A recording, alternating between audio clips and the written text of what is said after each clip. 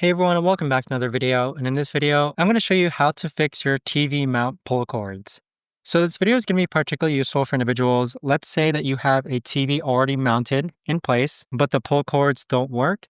How do you actually go ahead and fix that? Now, the first thing that you can try is grabbing a tape measure and then using the metal prong of the tape measure, you can try and go ahead and see if you can pull the cord that way. So by using this little metal piece on your tape measure, try pulling it down. In my case, that wasn't able to work. So what I essentially ended up doing was I grabbed the metal hanger and I slid it behind my TV to actually go ahead and pull the prong outward so that it would unlock my TV. So for my TV mount case, both pull cords were actually jammed and not working, and it wasn't unlocking my TV.